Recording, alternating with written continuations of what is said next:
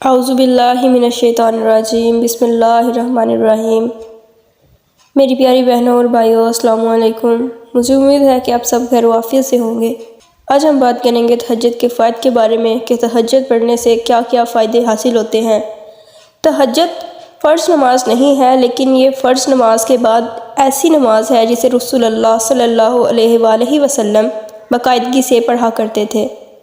آپ صلی اللہ علیہ وآلہ وسلم نے کچھ مرتبہ جو تہجد کی نماز چھوڑی تھی وہ صرف اور صرف اس لیے چھوڑی تھی تاکہ دیکھنے والے اور پڑھنے والے تہجد کی نماز کو اپنے اوپر فرض نہ کر لیں اور مشکل میں نہ پڑ جائے، ورنہ رسول اللہ صلی اللہ علیہ وآلہ وسلم نے تہجد کبھی قضا نہیں کی۔ اور فرض نماز کے بعد جس نماز کی سب سے زیادہ فضیلت ہے اور جو اللہ کو سب سے زیادہ محبوب ہے وہ تہجد کی نماز ہے۔ تہجد کی نماز سے صرف دعائیں جلدی قبول نہیں ہوتی، بلکہ تہجد کی نماز سے انسان کو جینے کا سلیقہ ملتا ہے۔ تہجد کی نماز سے انسان سیکھتا ہے کہ اس کا اپنے رب سے کیا تعلق ہے۔ جب آپ تہجد کی نیت کر کے رات کو بستر پر سونے کی غرض سے لیٹتے ہیں تو اصل میں آپ اللہ سے ملاقات کی نیت کر رہے ہوتے ہیں۔ اب آپ سوچیں گے کہ نہیں تو میں نے فلاں دعا مانگنی ہے، اس لیے میں تہجد کی نیت کر کے سوتا ہوں۔ لیکن کیا آپ نے کبھی یہ سوچا ہے کہ آپ اگر اپنی دعاؤں کی قبولیت کے لیے تہجد کی نیت کر رہے ہوتے ہیں تو یہی سوچ کر رہے ہوتے ہیں نا کہ اس پہر میں اللہ ہمارے سب سے زیادہ قریب ہوتا ہے۔ اب یہی سوچ کر تہجد کی نیت کرتے ہیں نا کہ اس پہر میں اللہ کو اپنے بندے کا مانگنا بہت پسند ہے، تو میں بھی اللہ سے اس وقت مانگوں گا تاکہ اللہ کو میرا مانگنا بھی پسند آئے، اور صرف اس نیت سے آپ اللہ کے قریب ترین آ جاتے ہیں۔ دیکھیں، ابھی آپ نے تہجد کی نماز پڑھی نہیں، ابھی آپ نے صرف نیت کی ہے اور آپ اللہ کے قریب آ گئے ہیں۔ تہجد پڑھیں گے تو کیا کیفیت ہوگی؟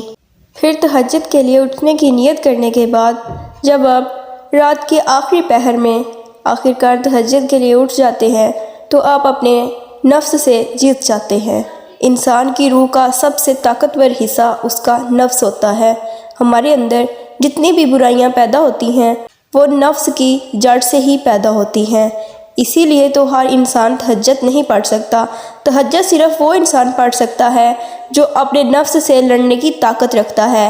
ایسا اکثر ہوتا ہے نا کہ ہم تہجد کا الارم لگا کر سوتے ہیں اور آنکھ بھی کھل جاتی ہے، لیکن پھر بھی ہم تہجد نہیں پڑھ پاتے، یہ سوچ کر دوبارہ سو جاتے ہیں کہ کل کو پڑھیں گے۔ یہ اسی لیے ہوتا ہے کیونکہ اس وقت شیطان ہم پہ حاوی ہوتا ہے، اور شیطان ہمیشہ نفس کی صورت میں ہم پر حاوی ہوتا ہے۔ جب ہم تہجد کے لیے اٹھ کھڑے ہوتے ہیں تو دراصل ہم شیطان کو مات دیکھ کر کھڑے ہوتے ہیں، اپنی خواہشوں اور اپنے آرام کو اپنے اللہ کے لیے قربان کر کے کھڑے ہوتے ہیں۔ اس سے ہمیں اپنے نفس اور اپنے اندر کی خواہشات سے لڑنے کی ہمت اور طاقت ملتی ہے۔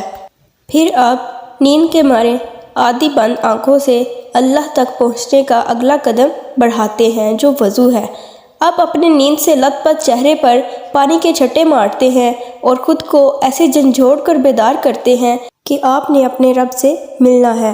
آپ اپنے چہرے پر پانی ڈالتے ہیں، اپنی گردن پر پانی ڈالتے ہیں، اپنے بازوؤں پر پانی ڈالتے ہیں، اپنے پاؤں پر پانی ڈالتے ہیں، بس تب تک پانی ڈالتے رہتے ہیں جب تک نیند کا سارا غلبہ اتر نہیں جاتا۔ اس طرح آپ اللہ کو راضی کرنے کے لیے اپنے اوپر جبر کرتے ہیں، اور اس دوران آپ کے گناہ ویسے ہی بہتے جا رہے ہوتے ہیں جیسے جیسے پانی آپ کے جسم سے ٹپکتا ہے، اور جب گناہ کم ہوتے چلے جاتے ہیں اللہ کی آپ کے لیے محبت اور بڑھتی چلی جاتی ہے۔ سبحان اللہ۔ پھر وضو کرنے کے بعد جب آپ جائے نماز پہ آ کر کھڑے ہوتے ہیں اور اللہ اکبر کی صدا بلند کرتے ہیں تو بس یہاں سب رک جاتا ہے۔ پھر بس آپ ہوتے ہیں اور آپ کے سامنے آپ کا رب ہوتا ہے، اور پھر آپ کا رب آپ سے فرماتا ہے کہ مانگو جو بھی مانگتے ہو، میں سننے والا ہوں، دیکھنے والا ہوں، دینے والا ہوں، اور پھر تب جو بھی مانگا جاتا ہے وہ دیا جاتا ہے۔ تب ہاں یا نہ کا سوال نہیں ہوتا، تب بس کن کے کرشمے دکھائے جاتے ہیں۔ تب اللہ پاک سب کچھ اپنے بندے کی جھولی میں لا کر رکھ دیتا ہے۔ تہجد ہمارے اور ہمارے رب کے درمیان پیدا ہوئے ہر فاصلے کو جٹ سے ختم کر دیتی ہے۔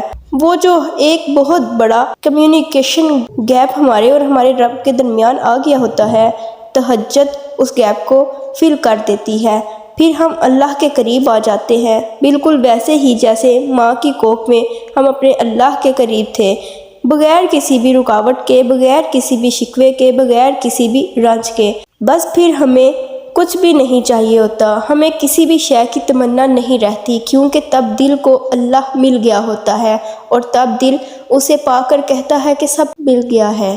اس دنیا میں جادو نہیں ہوتے کہ جھٹ سے کچھ مانگا اور جھٹ سے مل گیا۔ اس دنیا میں جو بھی ہوتا ہے سٹیپ بائی سٹیپ ہوتا ہے۔ حالات اور وقت فلموں اور ڈراموں کی طرح ایک لمحے میں یا ایک رات میں نہیں بدلتے، اصلی زندگی میں ان سب کو بدلنے میں وقت لگتا ہے۔ ناولز میں موجود ہیرو کی طرح ایک رات میں کامیابی نہیں مل جاتی، بلکہ اصلی زندگی اس سب سے بہت ٹف اور بہت مختلف ہوتی ہے۔ یہاں سب کچھ آہستہ آہستہ ہوتا ہے، لیکن ابتدا کیے بغیر نہیں ہوتا۔ اب جیسے تہجد کی نماز ہے، ایسا نہیں ہے کہ آج تہجد کی نماز پڑھی اور کل کو ہماری زندگی بدل گئی۔ ہم کیوں رزلٹ کے پیچھے بھاگتے ہیں؟ رزلٹ اہم نہیں ہوتا، پر پروگریس اہم ہوتی ہے۔ آج تہجد کی نماز پڑھی ہے تو اگلے دن یہ کوشش کرنی ہے کہ دوبارہ تہجد پڑھیں۔ جیسے تہجد پڑھی ویسے ہی فرض نمازوں کو بھی پورا کریں۔ جیسے تہجد میں نفس کو شکست دی ہے، ویسے ہی روزمرہ کی زندگی میں موجود گناہوں کو بھی شکست دیں۔ جیسے تہجد میں جھک کر اللہ سے مانگا تھا، ویسے ہی اپنے اصل کردار میں بھی عاجزی پیدا کریں گے۔ پھر دیکھیں کیسے آپ کی دعائیں قبول ہوتی ہیں اور کیسے آپ کی زندگی بدلتی ہے۔ آپ کا رویہ ہی آپ کی قسمت کا فیصلہ کرتا ہے۔ اب منہ سے کیا کہتے ہیں، اس سے زیادہ عزت والی بات اللہ کے ہاں یہ ہے کہ آپ اپنے عمل سے کیا کرتے ہیں۔ آپ کو کچھ چاہیے ہے یا نہیں چاہیے، بس اپنی زندگی میں فرض نمازوں کے ساتھ تہجد کی نماز شامل کر لیں۔ بھلے روزانہ نہ پڑھیں، مہینے میں بس ایک دفعہ پڑھ لیا کریں، پھر دیکھیں کیا کچھ بدلتا ہے اور بہتری کے ساتھ بدلتا ہے۔ سٹیپ بائی سٹیپ چلیں، اٹھنے کی نیت سے شروع کریں، پھر کب اور کیسے اللہ آپ کو جائے نماز تک لے آئے گا، اس بات کا تو آپ وہم و گمان بھی نہیں کر سکتے۔ اگر ویڈیو اچھی لگی ہو تو ویڈیو کو لائک ضرور کیجیے گا۔ ملتے ہیں انشاءاللہ نیکسٹ ویڈیو میں۔ اللہ حافظ۔